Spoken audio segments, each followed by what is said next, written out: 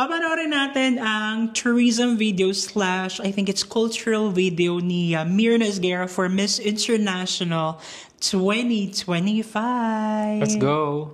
So, suportahan pa rin natin si Myrna, guys. Philippines!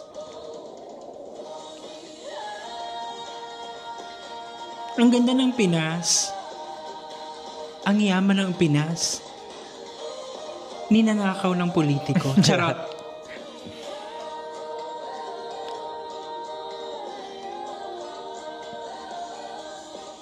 Ang ganda din naman talaga ni Myrna. Di ba? Mas sobrang siya ngayon.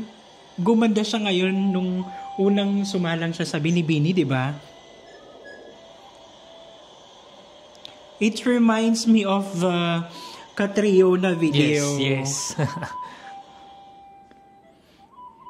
Pero ito, parang kinombine na yung Luzon, Visayas, Mindanao sa isang video. Wow. Love it.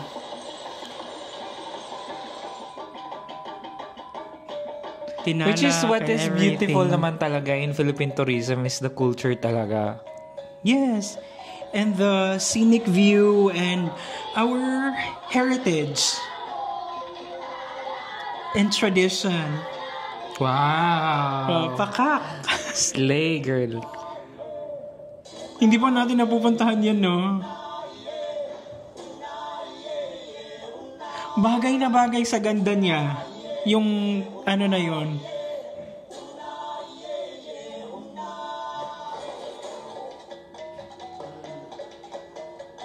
Wow.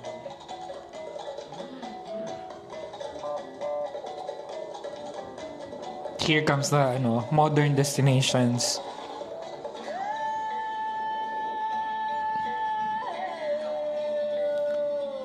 I love it na parang makita mo sa kanya na sobrang na-enjoy niya yung kanyang journey. Pretty. Gandang-ganda. And the food. Siyempre, hindi yan mawawala.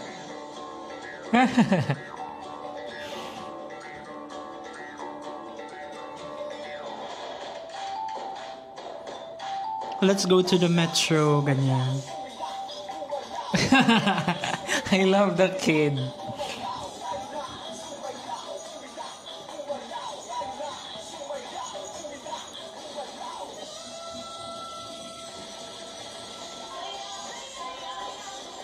Iba talaga yung ganda niya. Hindi siya yung typical na parang ano nga tawag dyan? Typical na European Western face. It's hindi, intricately yung pinapadala sa Miss International. Like Miss International prototype. Okay. Pero iba, maganda siya.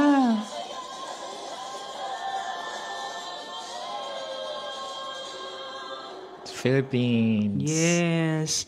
So, sobrang nakaka-happy, sobrang excited tayo sa journey ni Myrna, and sana ay kahit na ongoing ng Miss Universe, let's support her as well. Abangan natin kung ano yung mga events or mga pasabog niya sa mga susunod na araw, kasi the coronation will be on the 27th. I think that's 6 days after the Miss Universe. So siguro kung focus tayo sa Miss Universe ngayon, after ng Miss Universe, jump tayo agad sa Miss International. Yes. Sobrang supportahan natin siya kasi she needs our support din, and she's doing her best. And caliber din naman talaga si Myrna for this pageant. Yeah, and worthy sa support nating mga Pinoy. She's a crown worthy indeed. So kayo ba guys, sa tingin nyo?